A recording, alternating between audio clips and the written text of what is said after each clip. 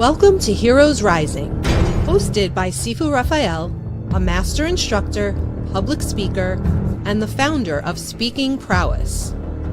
Known for his expertise in empowering individuals through the art of communication and leadership. Alongside him is co-host Jose Escobar, an acclaimed personal development speaker, 18-time published author, and founder of 2 thriving businesses, including the Connected Leaders Academy. Together, they bring you dynamic conversations with world-class entrepreneurs, industry icons, and visionaries. Heroes Rising is your go-to source for wisdom, motivation, and unstoppable growth. Join us and discover the hero within you.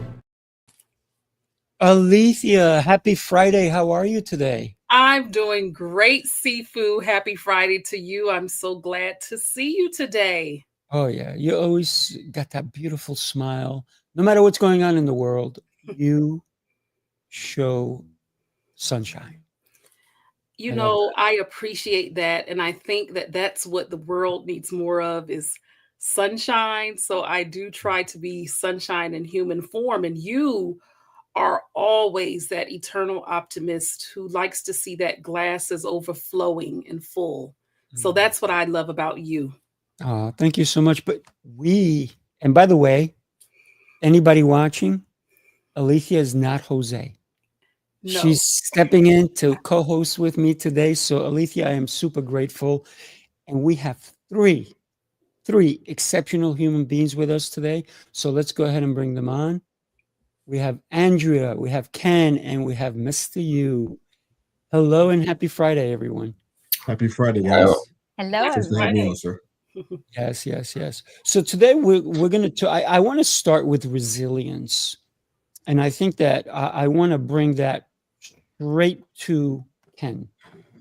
Because you, in the couple of conversations we've shared, you have shown me so much resilience that I think if we looked it up in the dictionary and your picture would pop up, for sure.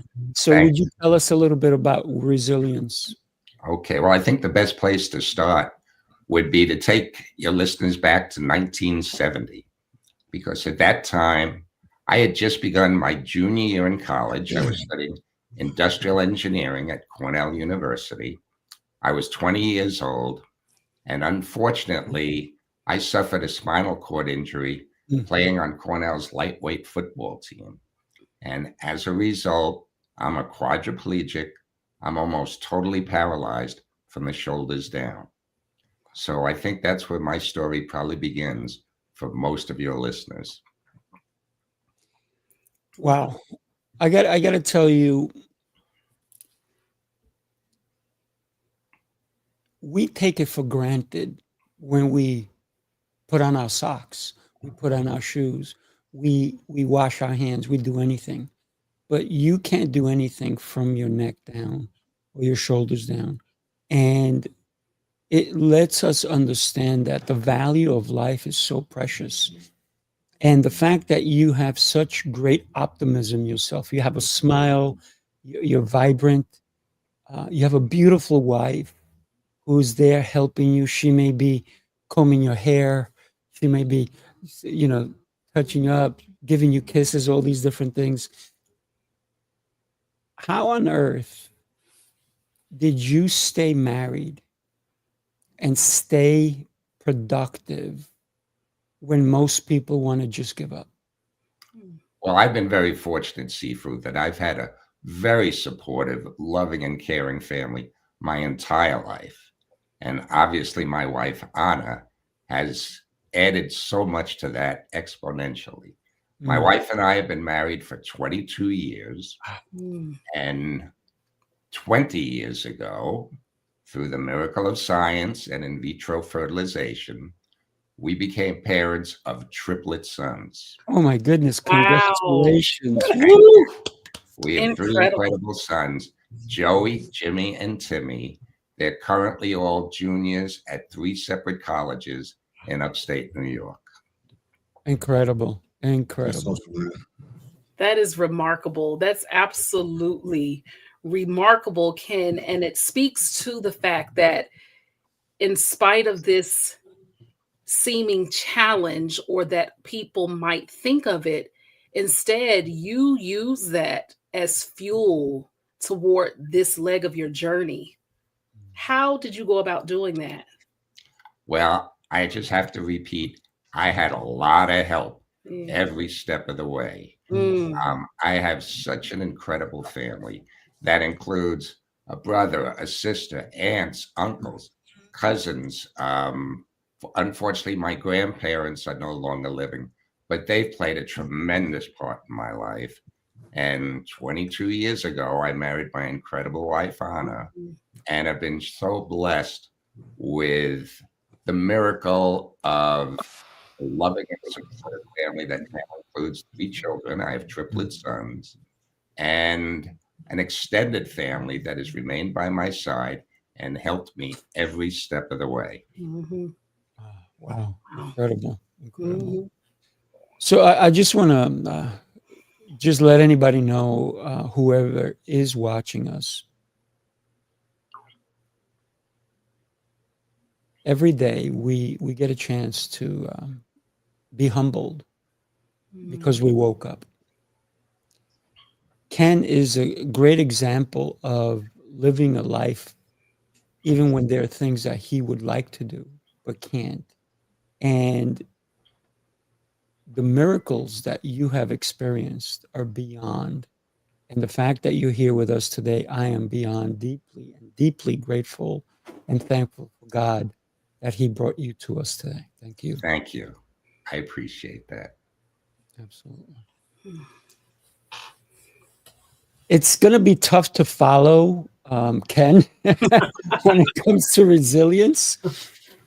But there's different levels of resilience. There's different levels that we can go through life, because as we know, and one of the little kids I was teaching the other day, he said, life's not fair. And I said, well, get used to it because it's going to get even better for you. So life is not always fair, but we make do with what we have. So who else can speak to us about resilience? And I know that every one of you can. I think that resilience has definitely played a part in my life, but also in just the life of everyone. And I think at times, sometimes people think of resiliency of simply bouncing back. But the way that I view it is, it's not only the ability to bounce back, but it's how do you leap ahead and move forward with the next chapter or season of your life. What are you going to use from that circumstance to make the most out of what you're given in the cards that you're dealt with? And I think that that is the true testament of resiliency in and of itself. Beautiful, beautiful. Andrea, what are your thoughts on resilience? You're muted, by the way. So used to so many platforms, respecting to mute myself, I forget I'm on mute. Thank you, Sifu, for reminding me. First and foremost, I want to say gratitude, attitude for Sifu, an amazing young man, a fellow Colombian who has just made great strides through connecting people all over. Resilience has played a significant role, just as being a family member, as like Ken, my mother had a condition and now she's in a better place to limit her abilities. And what I've learned about resilience is you can go from resistance to resilience. How do we do that? We fail forward, as Alethea says. Failing forward, you know, the acronym FAIL, as people say, is first attempt at learning. And so when we go to resilience, we have to understand our why, our calling. It's not about the quantity, it's about the quality and value you bring to yourself. We all have adversities in life. But what I've learned, as I have been a victim of abuse and bullying at every stage, at any age, all forms, that you have the ability to rearrange those adversities and make them become your identity. Now, people say, well, Andrea, why do I want to be defined by adversities? Because you are a living testimony to empower and enlighten individuals. Say, I've been there. I know what it's like. And if you're in the beginning stages, the middle stages, the final stages, I'm here to walk beside you as opposed to judge and dictate and lecture. So for me, resilience allowed me to fail forward, to learn how to love unconditionally to my family members with limited abilities, not disabilities, and empower and enlighten others, not to enable, but to empower them to find their resilience within. Thank you, Sifu. Back to you. Wow. I got to say, for people who make excuses, Ken wrote a book. Ken wrote a book. No excuses there. Mm-hmm. And it's not a little thick, thin book. It's a big book.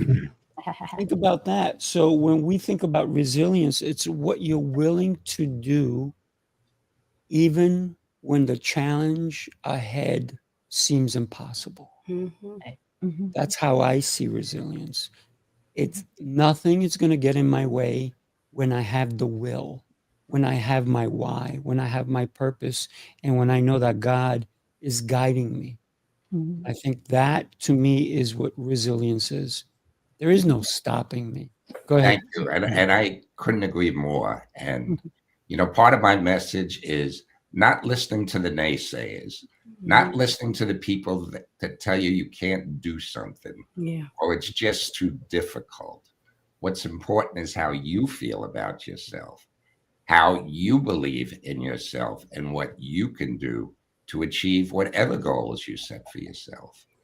And, I found the late great educator Booker T. Washington once said, success should be measured not so much by the position one has reached in life, but by the obstacles one has had to overcome to obtain it.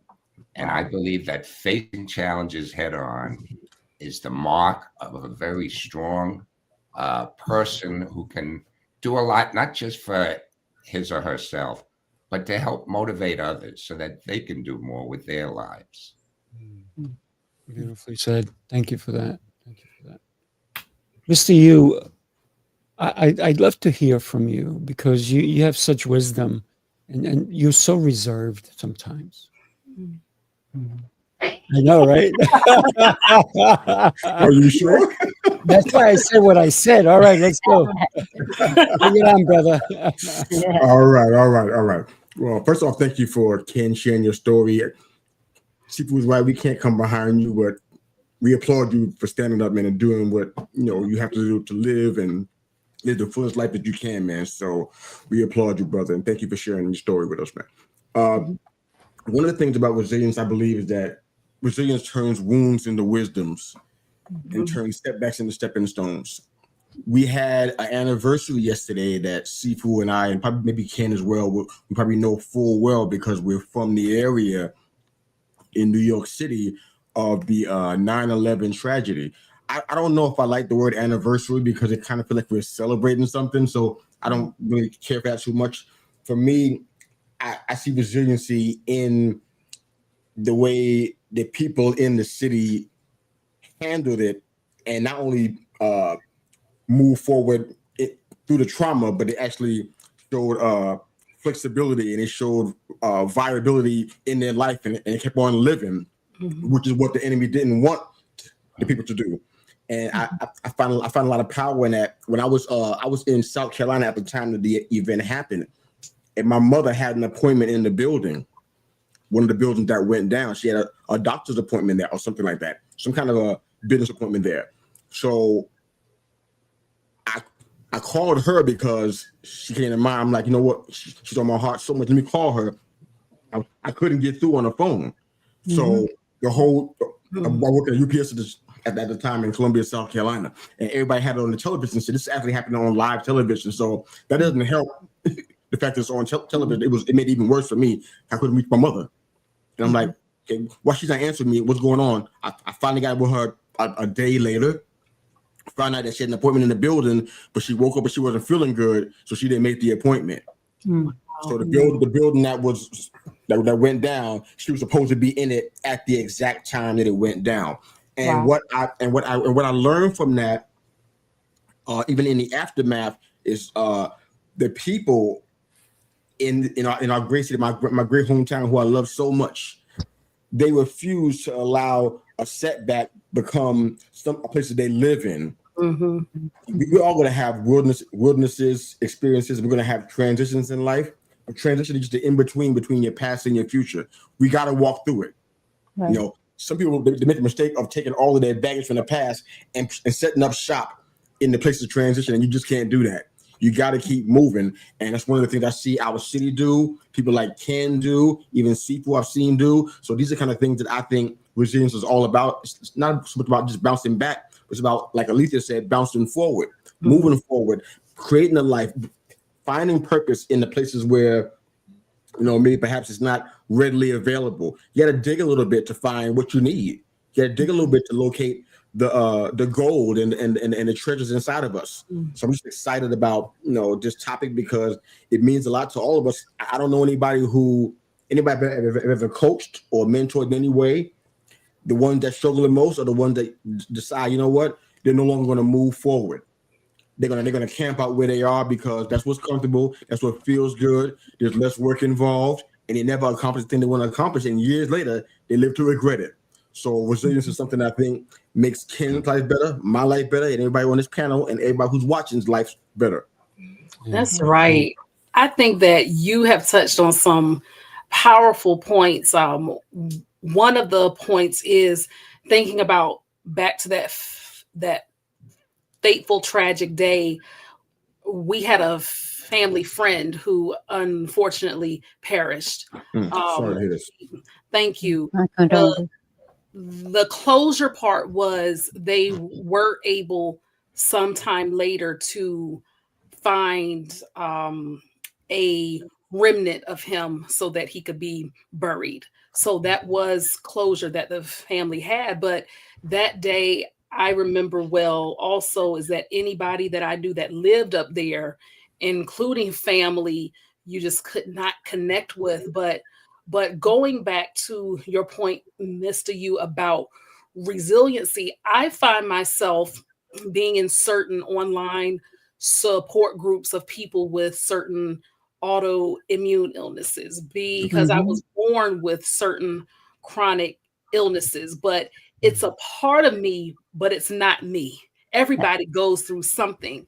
And the reason why I choose to detach from a lot of that is because so many people are used to wearing their condition like a crown and a crutch at the same time.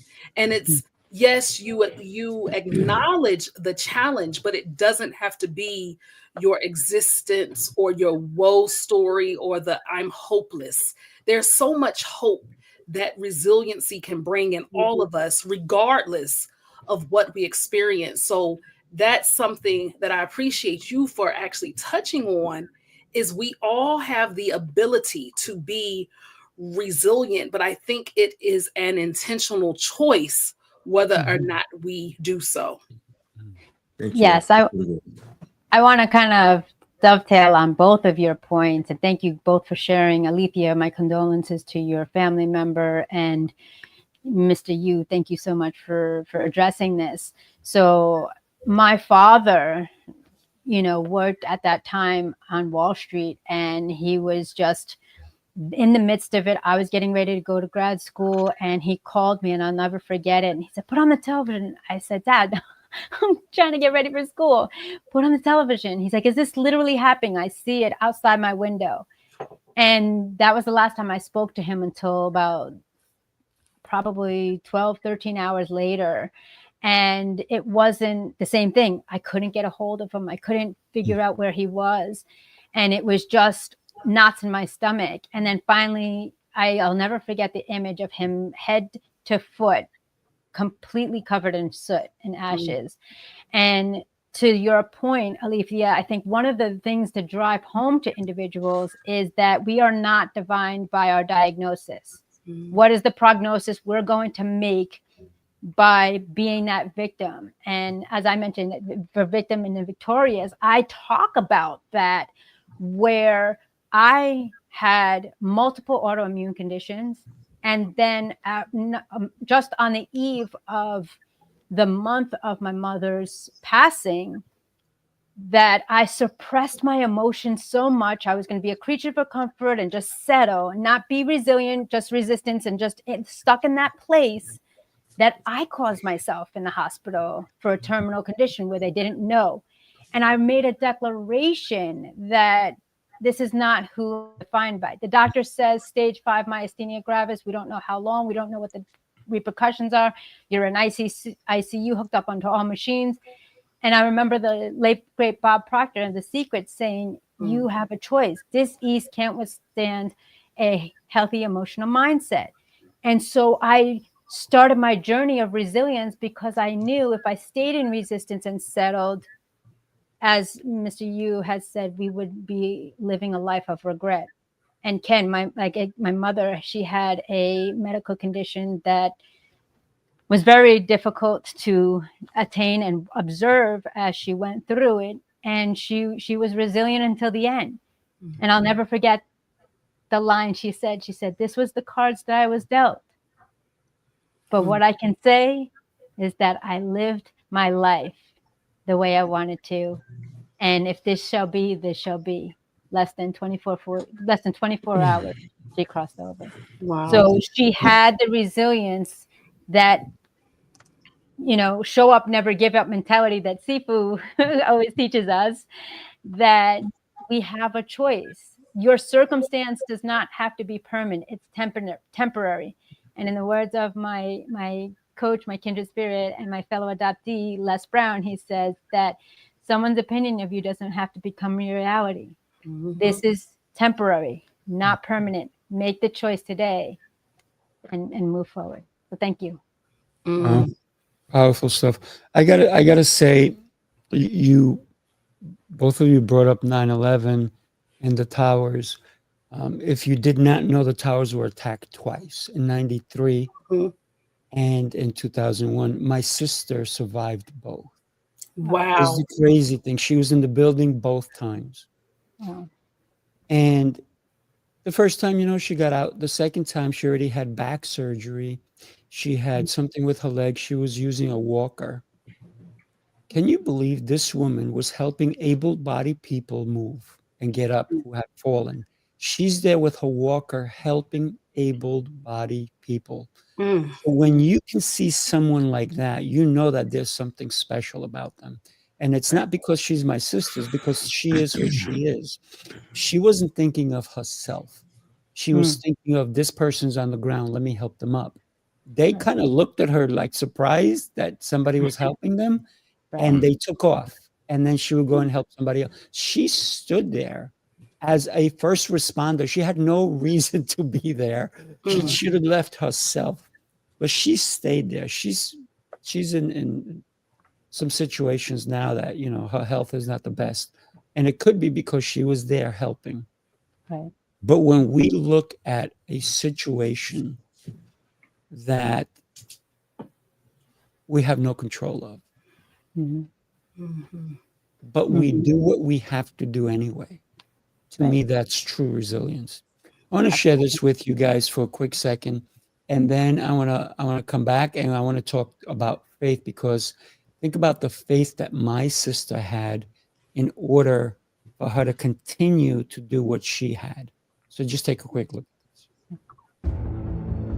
You followed the rules, tried the restrictions, counted the carbs, the steps, and the failures. You're not lazy, you're exhausted from doing it all without real change. What if the problem isn't you, but the plan? Sifu's Mind-Body Method is a 90-day transformation built on 7 unshakable pillars: mindset, movement, nutrition, hydration, fasting, journaling, and faith. This isn't another shortcut. It's your structure, your strength, your reset. You don't need harder, you need better. Ready to begin? Start today. My favorite part about that is that you don't need harder, you need, what do you need? Faith. Faith. You need faith. Faith, yeah. Mm-hmm. Yeah, Mhm. without a doubt.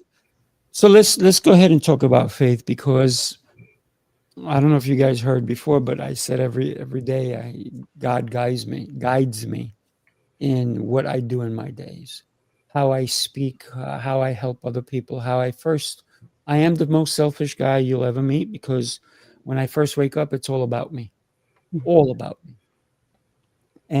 But when I'm with others, it's about them. How can I be of assistance? How can I help? Because God has given me gifts, and then I need to share those gifts, and other human beings share their gifts with me. So why am I going to be selfish when I'm with others? I need to be selfless and think about them before I think about me. And a lot of people will even say, I'll do things for people, and they go like, well, how much is that going to cost me? I'm like, just your time, just your time. They're like, why are you doing this? I said, because it's in my heart to help you. So when we can do things like that, because we believe in something we can't see, and that's what faith is, right? What does faith mean to you, and how do you use it to drive your life? This is open for anybody.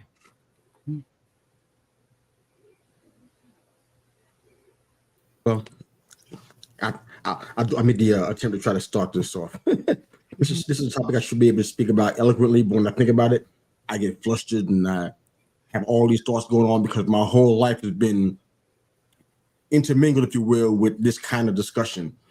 One of the things that I think faith says to me is that I can't do what I'm trying to accomplish on my own. That's rough for a New Yorker to say. Even though I've been far removed from the geographical area, I know this. I hear it in the vernacular when I talk to people from back home who are still living there. It's hard for them to admit you can't do this by yourself. You can't do all the things, accomplish all the dreams you want to accomplish by yourself. And that was a big turning point for my life. And I realized, you know what? I'm going to need help. And it wasn't just about mentors. It wasn't just about people who were faith-based, if you will, but it was about, the creation needing help from the creator. If I'm a car manufactured by Honda, I'm not calling Mitsubishi for help. When the car starts smoking, I got to call the manufacturer for help, because the manufacturer knows how it's built, every intricate detail of it, and then they know how it's made. One of the reasons why I see this just jumps out. This may not be at all where we're going today, but it just pops in my head. When I moved from New York, I had with me a whole lot of baggage. Had complicated issue with my father and him not wanting me in his life, and then moving to South Carolina and being blessed to find a woman who I've been married to for 29 years last month. Got 3 daughters, 6 grandkids, and 1 great grandchild. Crazy. What? But the challenge with me with this was that I had 3 daughters who I didn't know how to be a father to, because I'd never seen it played out. How do you be a father when you don't know what it's like to be fathered? And people ask me this on podcasts all the time. I think Sifu asked me on one of his 10,000 podcasts that he has. He asked me, how'd you do that? And I'm like, honestly, there's no book I can refer you to. I can't even tell you what, I use the Bible. I can't even say that was the reason why I was able to father 3 daughters who needed a father in life desperately. It was, all I can answer is, it was faith. I did all that I knew how to do. I was open to learning anything else new that I could understand to help them, because in my mind, they were the focus. I think this is a faith response. Hopefully you can catch it. But because I wanted that situation to be profitable for somebody else, God made it profitable for me. And by doing that, my daughters were blessed to have a father who had no background, no experience in marriage either, had no idea what he was doing. And he was able to be, to some degree, successful in raising them and rearing them to be the beautiful women they are today. So I feel like faith is a big part. Did I lose everybody, or is that? Did it make sense? Oh yeah, Yeah. Sifu, Listening, I'm yeah. gonna comment for a minute. Mhm. Shortly after my injury, I spent close to 10 months in various hospitals. And during that time, I was approached by so many different clergy members from all different religions trying to bring me some comfort. And every time they would come in, I would ask them, why did I get hurt? Here I was 20 years old. I thought I had been a very good person. And why did this terrible event happen to me? And they all basically said the same thing. Nobody knows the workings of God, or God works in mysterious ways, but we're sure he has a plan for you. Now, for years and years and years, I did not find much comfort in that. Mhm. But then I met my wonderful wife, Anna, fell in love, had 3 incredible, beautiful children, a wonderful career. I'm leading a wonderful life. And I start to think, if that was God's plan, it was a pretty good plan. wow. That's awesome. Yeah. That's powerful how sometimes what may be seen to us and to others as bad can actually be one of the most beautiful stepping stones in our life. Mhm. And faith to me is, yes, when I go to the Bible, the substance of things hoped for, evidence of things not seen. But it's just not that to me. It's huge on trust and belief. Where am I trusting God? What am I trusting God for in my life? And since I'm God's daughter, God also lives in me. So I have everything and I'm equipped with what I need. But what I found myself recently doing, and I just have to admit this because it may help someone here as well as someone watching, is I found that I had faith in certain areas more than other areas.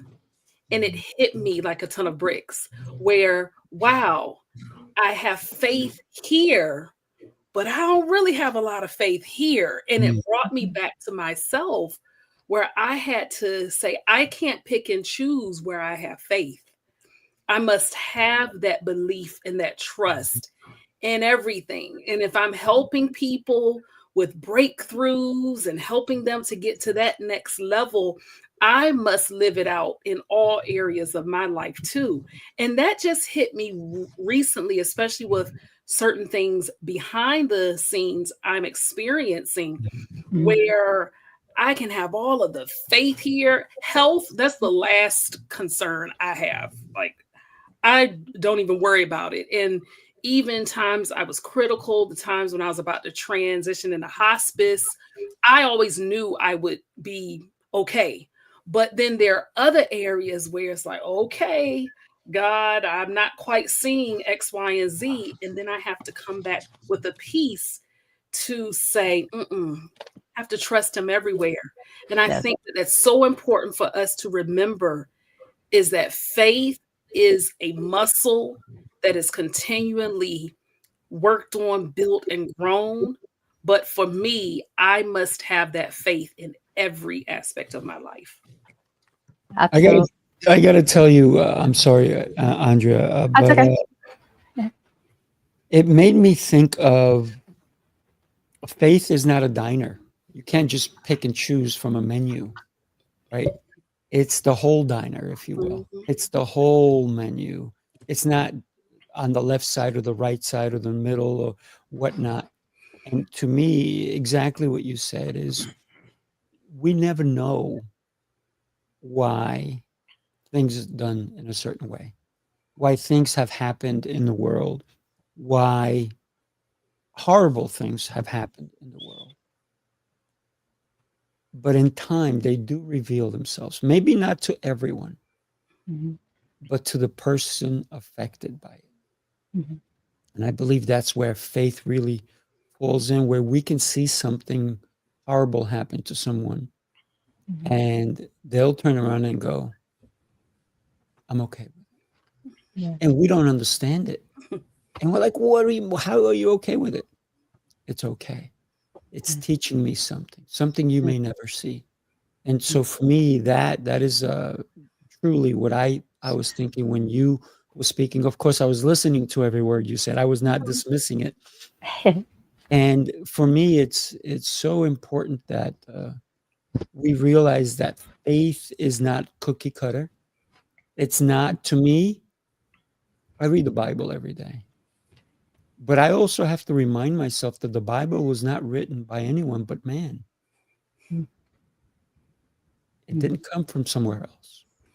And if somebody's mad at me and they want to send me stuff, go ahead, send it. Yeah. I have a garbage can too. So, the thing is, when we hate, we hate. When we love, we love. So let's cover everything with love and put the hate in the garbage can where it belongs. Yeah. So go ahead, Ken. You were going to say, and then Andrea. If I may just comment, I mean, certainly faith, believing in something spiritual can be so important for so many people. But just sitting back and waiting for something good to happen usually won't be enough. You gotta go out and work for it and make something positive happen. And just sitting back is not enough. You've got to go out and get it. And when you have a belief, when you have a dream, you've got to work towards making it come true. That's right. Grab it by the shirt collar. Go ahead, Andrea. Yes. If you've known me or watched me, I love acronyms. So faith to me upon my journey is finding answers and trusting him, whatever that is to you, your belief system. It has been really difficult for me to reignite my faith after losing my mother, not knowing my biological parents, getting abused, getting bullied, being a victim of my own mindset. But I had to have faith. I had to find the answers in trusting him and the belief system that I'm not here to have all the answers. I'm not here to be in control. I am in control of my thoughts, but I'm not in control of the situation. And I have to have patience. And through resilience, you keep on trudging through. And as the obstacles move away and you move them aside, the light is shown upon you and for you. And a lot of people have questioned that. I've questioned my faith. Why, God? Why are you taking another parent from me? I haven't even met my own ones. I came here, at an early age.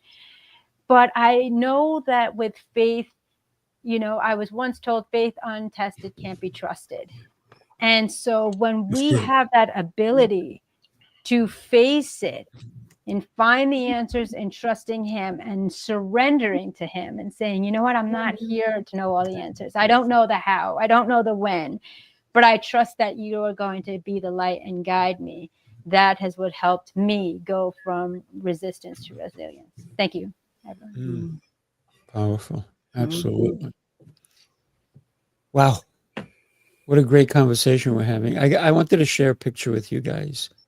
I have to turn off my phone and then turn it back on, because when I put my phone on,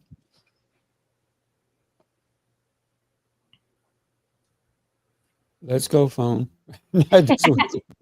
That's what I get. Nice. It's me walking with God, right? Yeah. And he's been there all along.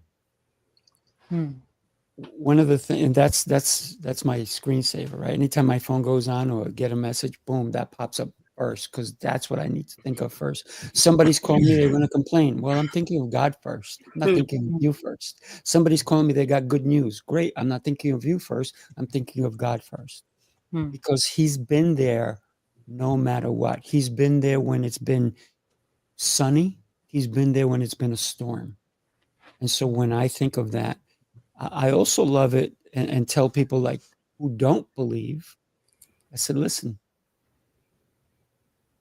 you may not have faith, but you're lying to yourself, because you have to believe in something. Even if you believe in science, right? If you're agnostic, you believe in science, you believe in something. So maybe God is your science, or science is your God, but you just don't see it, right? And one of the things that when I do go to church, I see the difference in church and the people that go to church, because a lot of people go to church, but they're walking in with this false heart, if you will.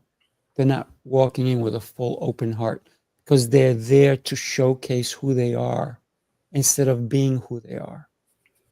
I say, be wherever you are, there you are.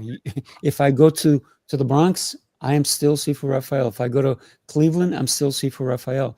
So no matter where I am, I'm going to be the same person. I'm not going to have different facades of me wherever I go. And so I think that's one of the things that faith has definitely taught me, is just to be me. And whoever doesn't like me, I'm not worried. And whoever likes me, I'm not worried either. Because I know that there's one who does. Always will. Always will. Can't hide anything. I love you, Sifu. Oh, man. I'll be right back. Yeah. And Andrea, just touching on what you said, I think is so vitally important about how you almost just since came to a crossroads with your faith. And I think that there are so many others out there who want to believe, have that belief deep down inside of them, but some may not know where to even begin or to start again, or even for those who never considered it, don't know necessarily how to start. And so it makes me wonder, for any of you, how did you lean into your faith in those darkest moments? How did you choose to lean into it even when it was difficult? Excellent question. I came to America, adoptive at 11 pounds at 11 months old, not knowing my family. And I was, as You're a I big grew up, baby, 11 pounds. yes, I was 11 pounds, 11 months old. There was a pound per month. So I was really tiny. I was really, really tiny. And so when I was around the age of 7, my parents said, "You're a gift, you're a treasure. Thank you so much for, being here at first grade." They shared it, and we shared it with school. I remember on the playground, they said, one of the kids said to me, "Well, if your parents didn't love you, then how are you ever going to love?" And I said, "But I am. My parents are here. They're not your real parents." And so they said, "Do you even know who they are?" And I don't have a lot of information, let alone no photographs of who they are. And so that was the turmoil. And so I was raised Catholic. And so I was like, okay, well, maybe something I did. So then I had the victim mentality, which then spiraled into victimhood. And then when my mother passed, I was just like, how could a God who loves everyone, who gifted me life, who gifted me an opportunity to safely transition from one country to another, now take a mother of mine that I was so close to? And so I was like, well, if my mom can say these were the cards that I was dealt and I'm okay with it, and she had peace, going to the next, experience in her life, I said, well, I got to do something. But still, that ego was there, and people were the naysayers, the non-believers, as Ken was saying. That was just playing in my head. So when I fell sick, I said, all right, I've utilized every card except God. I need to turn to him. He's a creator. Let's go back. Let me see. And I'm reminded by the song "Imagine Me," by Kirk Franklin. And I was just like, it's hard to love me, but I'm going to surrender. I'm going to do this. I'm going to make a declaration. I'm going to answer my call. I'm going to follow them regardless of my trials and tribulations. I'm going to turn them into triumphs.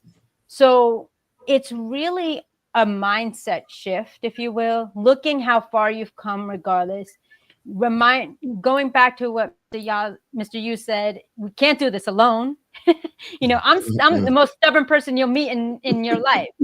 And I just said, well, there's only one resort that I didn't go to. And when I turned to him and just said, surrender, I said, I'm here to answer the call. It's not my time. My family needs me. I need to be the best version of me.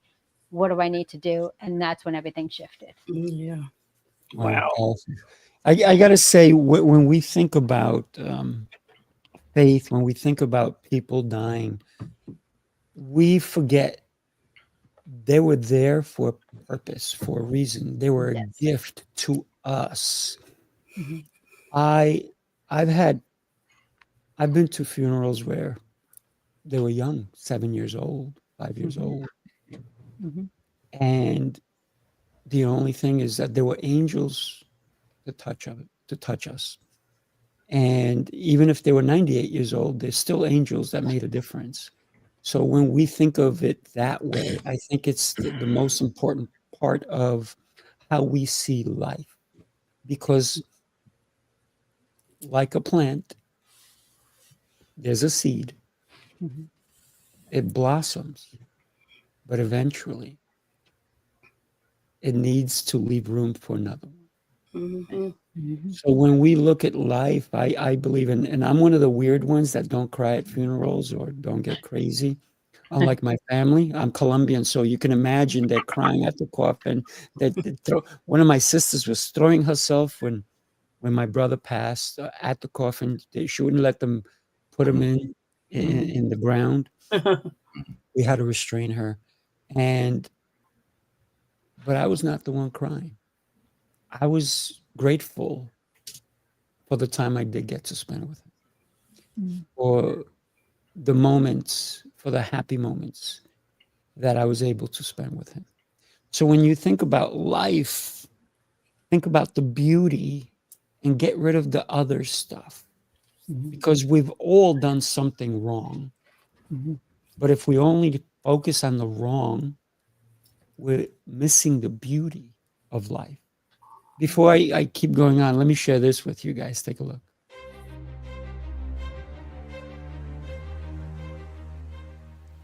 Hi, my name is Jose Escobar, and I'm the founder and CEO of the Connected Leaders Academy. We're a growing tribe, a community of entrepreneurs all over the world, globally, all across the country, high performers, titans of industry. If you're an entrepreneur and you're looking to grow personally and professionally, scale your influence, develop your skill sets, move the needle in your business, more clients, more money, more profit, the bottom line, and of course, grow your circle and your network like never before, this is where you want to be.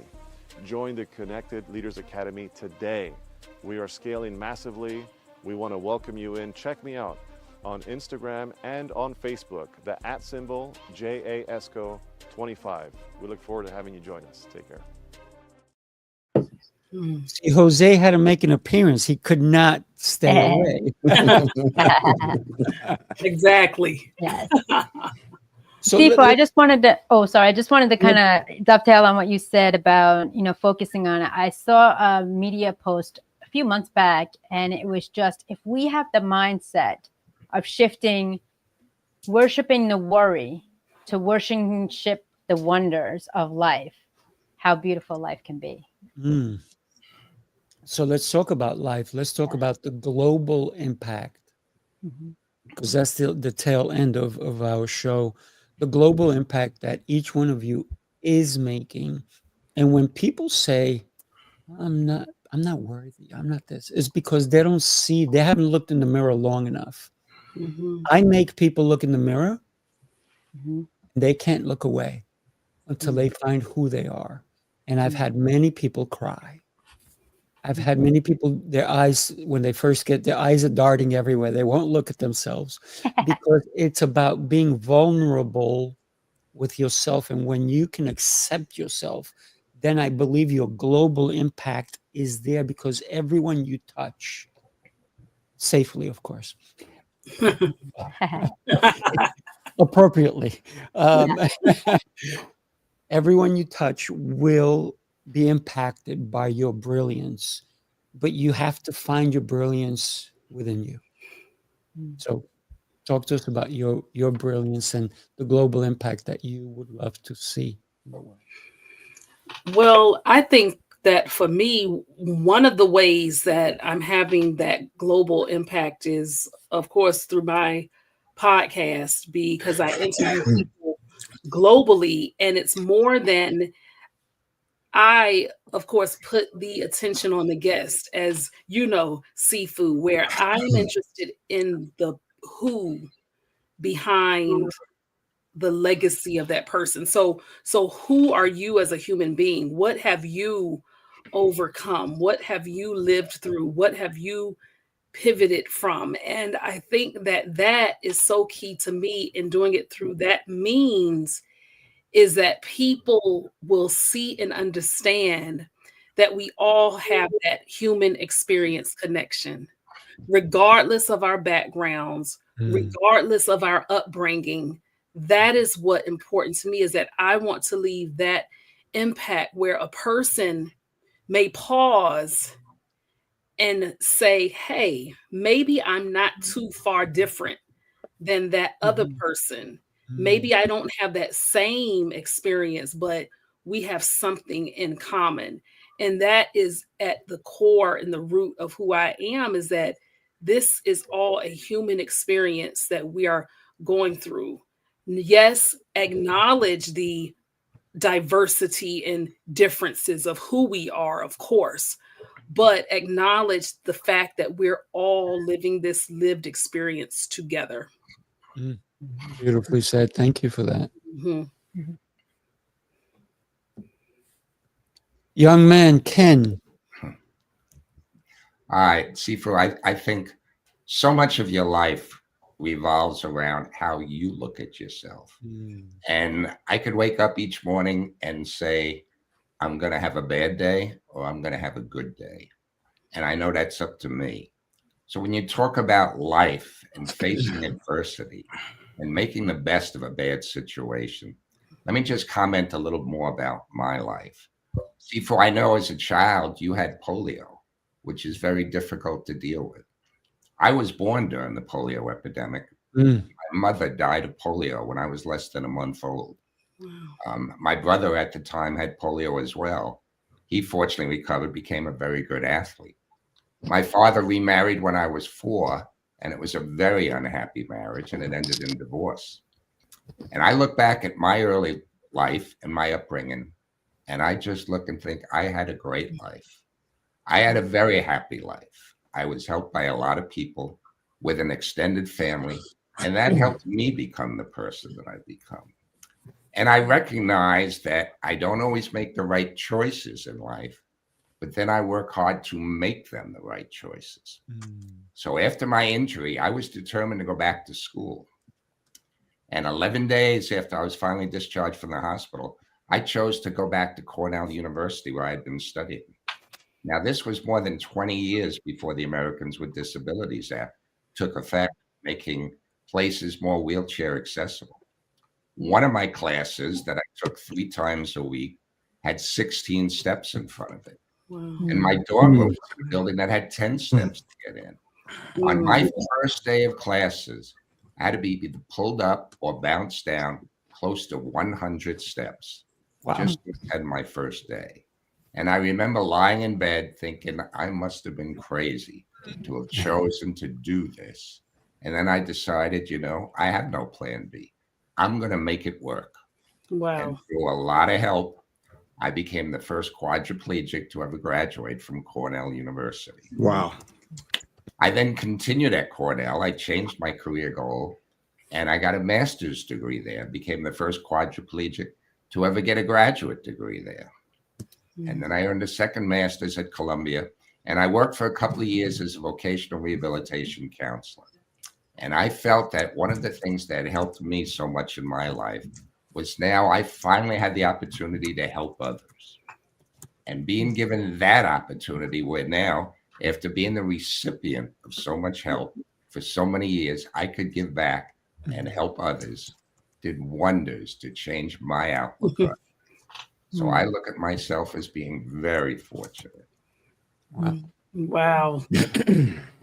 That's awesome. Congratulations. Yeah. Congratulations. That's definitely resilience with global impact, you Thank know. you. So I might add that I, after working for a couple of years, I then decided there was more I could do, and I went to law school. And then I went to work as an assistant district attorney, where I worked for more than 40 years. Wow. You have no ambition, obviously, Ken. Zero ambition. What's going on here? Well, my ambition now is to raise my children to be the best they can. yes. Your life is a movie, Ken. I'm telling you. Documentary. It Absolutely. really is. Yeah. No doubt. Yes. Incredible. When I first met Ken, I was blown away by your resilience, Ken, and your willingness to do things. And then you send me this incredible book. Listen, I dream of things that never were. I dream of things that never were. You need to pick this book up, people, because if Ken can do, and obviously has zero ambition, if Ken could do all the tiny little things that he says he does, why are we selling ourselves short when we are able? Don't. See, if I may just comment for just one moment about the title of my book. 6 months after my injury, while I was still a patient in the rehab facility, I was asked to testify before a United States Health Subcommittee chaired by Senator Edward Kennedy.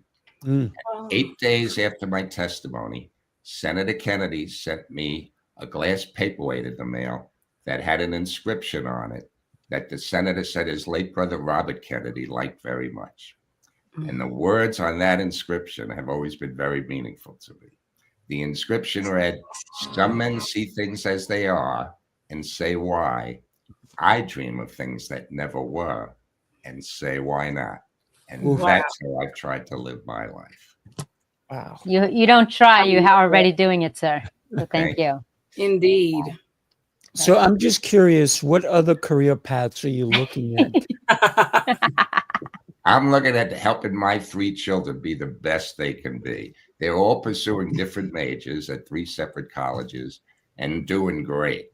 But I might add that now I'm a member of the board of directors at the Viscardi Center, where I worked as my first job after my 2 master's degrees.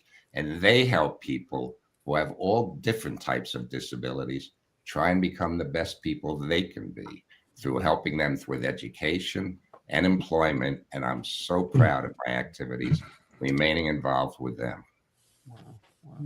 We're going to have to grab some lunch sometime soon, Ken. That would be And great.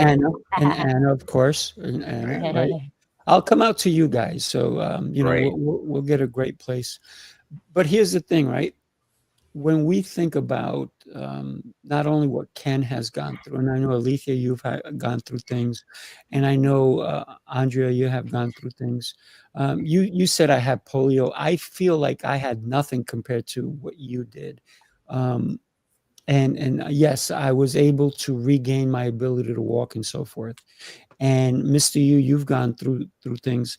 So when we look at life, when we look back, it's those moments that really catapult us forward.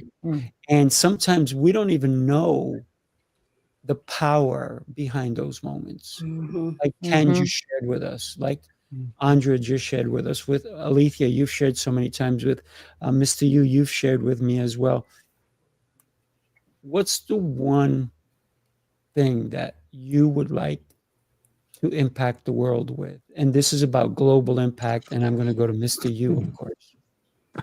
Thank you, sir. In all the things that I'm doing right now, and there's definitely a lot, I think I have to piggyback on what Alethea said in regards to the podcasts. I got 5 shows that are going right now. And but honestly, the flagship show is the one that's the most important to me, because I recognize there's a generational aspect to this thing. I believe every story, every actionable step, every example of resilience has the innate power to help at least one person. And that person has access to help one more. It's that one more mentality is kind of the reason why I'm doing all 4 or 5 of these shows. in the world of analytics and data and likes and subscriptions. I'm betting on one person seeing the stories and that they matter enough to them to give that gift to somebody else who thinks they're alone and think they don't matter and think about jumping off of a bridge.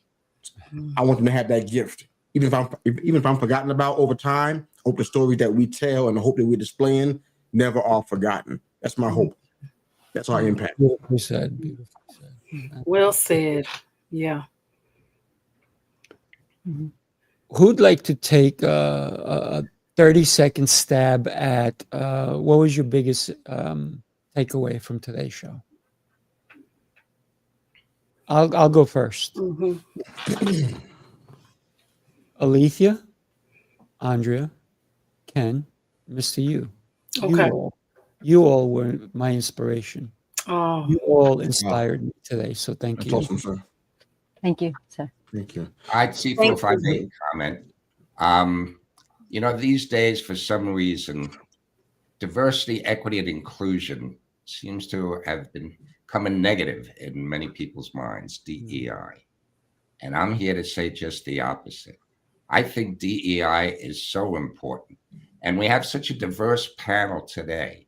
And I think people benefit by being with people from other backgrounds, other walks of life, other religions. We all bring something to this world. And I think diversity, equity, inclusion is very positive. It's a very good thing.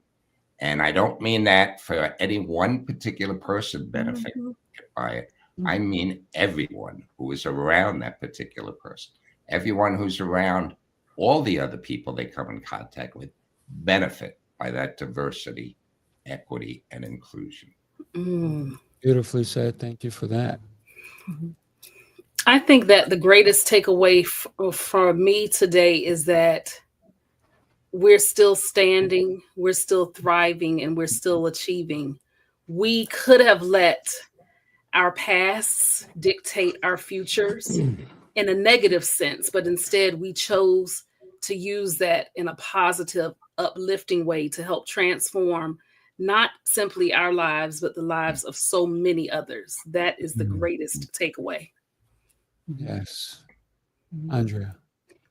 Yes, I want to acknowledge you, Sifu. When we first connected, it was a bit of, I knew that I had to connect with you. I just wasn't ready, but I'm glad I am, because I believe that I am very particular with words, that DEI should be multicultural facets to be inevitable, that we learn from one another. I've spoken virtually on every continent, and I've learned that all that matters is three things, pardon me. I like three. Number one, that each and every one of us wants to be understood, respected, and unconditionally loved. Number two, in the words of the Broadway play, Les Miserables, to love another person is to see the face of God. And finally, my quote that I hold true to my heart, that has been my stepping stones through my journey, is to follow your heart, not the herd nor the hurt, for success and joyfulness are on the other side. I'm honored and privileged to be here amongst greatness, and just one little spark it takes to pass the baton to create a legacy of an amazing life. Thank you. Wow, beautiful.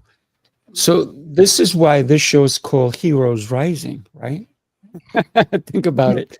You all spoke beautifully about it. I want to share something with you, and then we're going to come back, and everybody's going to get a chance to tell us why we need to connect with you. So take a look at this.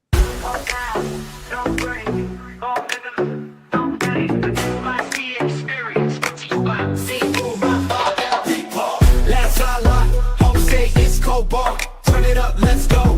Turn it up, let's go. Let's go. No time to wait. Bass too loud and the vibe too great. Let's go. Full on fire. Every move hit like a live wire. Let's go. Step and go. No fear here, just hard to go. Let's go. Lights on blast. We don't hold back. We move fast. Hit the flow, we don't miss. Whole room lit like a first kiss. No cap, no stress, no chill. Just truth, emotion, and will. This is how we speak in steps. No script, just step. Every beat we turn it up and leave that silence rocks in the dust. Let's go, no time to wait. Bass too loud and the vibe too great. Let's go, full on fire. Let's go. Let's go. Let's I go. love that. I like that beat. It's a Very good beat. good. I like that beat. That was good. That was really good. Yeah. Well, Y'all that's got how, rock stars that's how out there, things man. go. Y'all rock stars, man. I love Rock that. stars out here. Can I get your autograph? Like dancing. I know.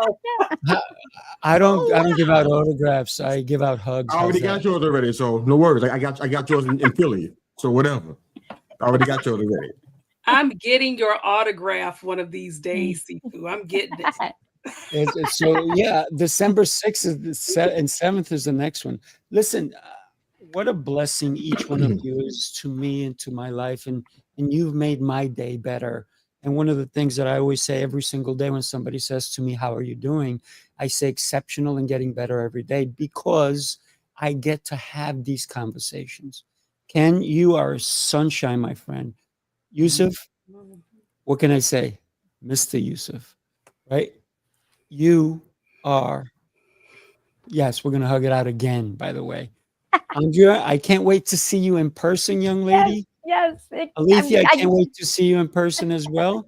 And I know it's going to happen, right? And we're all going to get together and we're going to have a blast.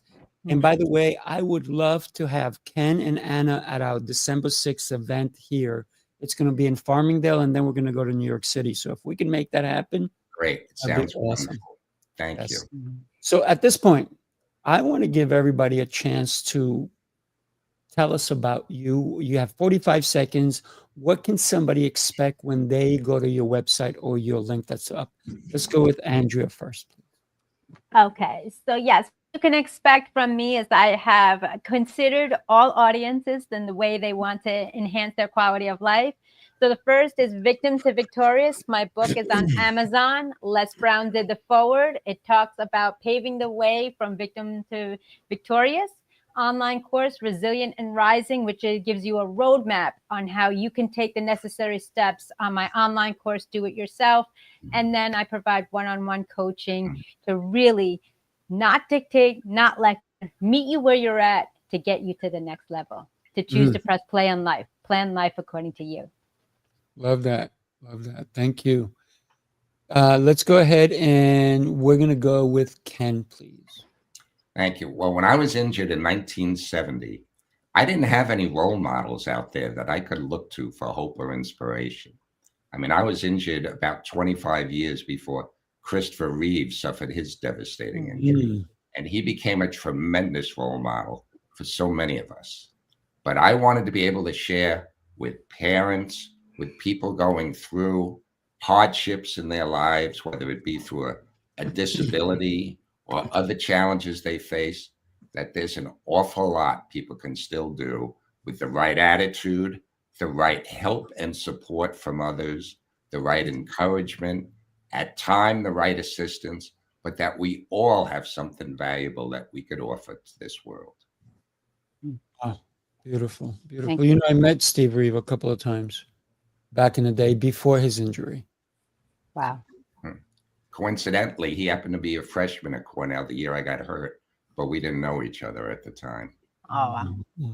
I got to tell you, his injury changed him. He grew a heart then. I'm just going to leave it at that. Wow. Yusef, my friend. 45 Mr. seconds. Mr. Yu, I apologize. I receive it all. Thank you. When you go and look me up, you'll see stuff about authoring books. You'll see stuff about extensive time in ministry. You'll see stuff about developing leaders and even podcast work. But what I want to offer is a free 30-minute strategy call for anybody who just wants to talk through some things that they consider mountains in their life. I believe we can turn them into molehills. I believe that they're not setbacks to keep you back. They're setbacks to push you forward. And I want to give you an opportunity to have a unbiased ear, opportunity for accountability. And I believe that if you just give me a shot, we can work through anything you're dealing with. So that's what I'm offering. No pitches, no plugs. I ain't trying to get new clients for my coaching practice. It's one opportunity to kind of put my shoulder and my ear out there because there've been many years I wish I had that and never had it. So I want to give it back. Love that. Love that. And I love what you talked about climbing mountains, because there is more than one side to a mountain. When you're in it, you only see one side. Yeah. But I love the fact that you're going to teach them and show them the other side. That's my plan. Alethea, my Oh. co-host. Thank you. I really appreciate that. I wasn't expecting that since I'm your co-host, but thank you. So yes, if you go to my website, or even if you Google search my name, what will pop up are a lot of different interviews with people, me being interviewed as well. I am a speaker, but I am known also as the resilience architect. People started coining me that. And it is because of this gifting to really help any person at any state of their life who's in leadership, leading in the home, their business or career, literally go to that next level personally or professionally. So you will see my speaker reel. I am available for bookings for in-person speaking and virtual conferences. And I also do the podcast, but I also help entrepreneurs take their creativity to that next level with digital products, ebooks, fillable workbooks, course creation, etc. That's also what I do. And if you want a community of like-minded individuals, you can join us at Resilient Leaders Alliance. So hop on, contact me so that we can have a talk and connect with me on social media. I'm on LinkedIn, Facebook, Instagram, and TikTok. Love it. Love it. Definitely connect with everybody here. Mm-hmm. That's right. And if you want to connect with this guy right here, it's simple. The website is sifurafael.com. Can't get any easier than that. For me, it's about how can I be of service. So I do have a communication school. I teach people how to communicate at a higher level. I do have a fitness program called Sifu's Mind Body Method. I do have 8 different shows. I do experiences. I do excursions. We're having one this Sunday, as you saw in the commercial. So for me, it's about how much more can I do than Ken.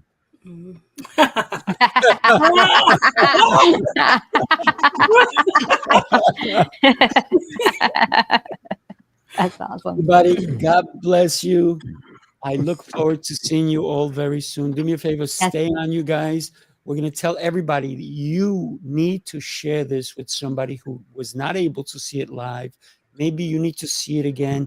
Take down some notes, write it down, but share this show with somebody that you know needs to see what was said today, because the words that were said today can impact somebody's life way more than we can even imagine. Thank you, everybody. God bless. Thank you. Thank you. Thank you. Thank you.